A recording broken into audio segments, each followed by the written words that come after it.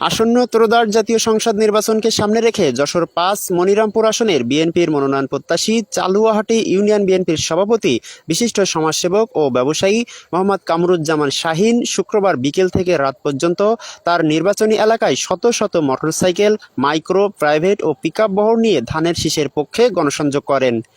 এই গণসংযোগ যেন মুহূর্তে জনসমুদ্রে রূপ নেয়। এ সময় নির্বাচনী এলাকার হাজার হাজার নারী পুরুষ ও বিভিন্ন স্তরের নেতাকর্মী তার সঙ্গে উপস্থিত ছিলেন। তিনি তাদের নিয়ে মনিরামপুর উপজেলার বিভিন্ন ইউনিয়ন ও বাজারের সকল ধরনের ব্যবসায়ীদের দোকান দোকান ঘুরে খোঁজখবর নেন। বাজারে বাজারে গণসংযোগের সময় তিনি বিএনপির ভারপ্রাপ্ত চেয়ারম্যান তারেক রহমানের ঘোষিত ৩১ দফা সংবলিত প্রচারপত্রের বিষয়গুলো সাধারণ মানুষের মধ্যে তুলে ধরেন।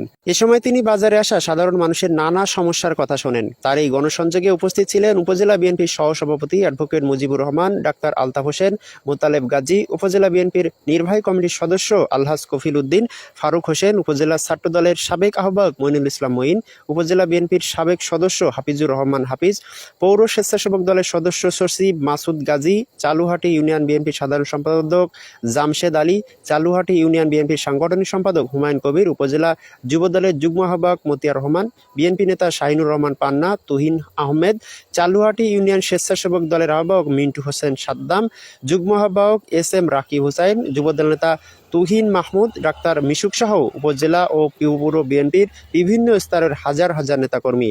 বাজারের বিভিন্ন দোকান এবং পথচারীদের সঙ্গে কথা বলার সময় মনোনয়ন প্রত্যাশী কামরুজ্জামান শাহীন বলেন, আমি নির্বাচিত হলে মাদক মুক্ত একটি উপজেলা হিসেবে গড়ে তুলব এই মনিরামপুরকে। আপনাদের এই ভালোবাসা, সমর্থন, নতুন কিছু করার শক্তি, আপনারাই থাকবেন এই যাত্রার মূল শক্তি হিসেবে। আমি আপনাদেরকে নিয়ে সামনে এগিয়ে যেতে চাই। স্থানীয়রা জানান, কামরুজ্জামান শাহীন নিয়মিত এবং জনগণের মাঝে অবস্থান করছেন এবং মাঠ পর্যায়ে বিএনপির কর্মসূচি বাস্তবায়নে গুরুত্বপূর্ণ ভূমিকা রাখছেন। আমরা বিশ্বাস করি তার এই ত্যাগ, আন্তরিকতা এবং জনগণের ভালোবাসার কারণে দল তাকে যোগ্য প্রার্থী হিসেবে বিবেচনা করবেন এবং এই আসনে তিনি মনোনীত হবেন।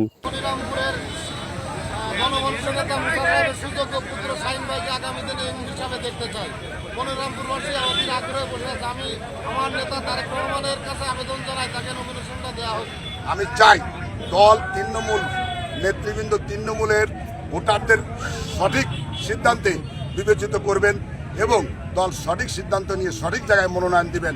ইনশাল্লাহ এই ধানের শীষের প্রতীক এই মনিরামপুর থেকে ইনশাল্লাহ আমরা জয়যুক্ত করব। যদি আল্লাহ আমাকে রহম করে, আমার বাবার বাকি স্বপ্নগুলো আমি পূরণ করার চেষ্টা করব।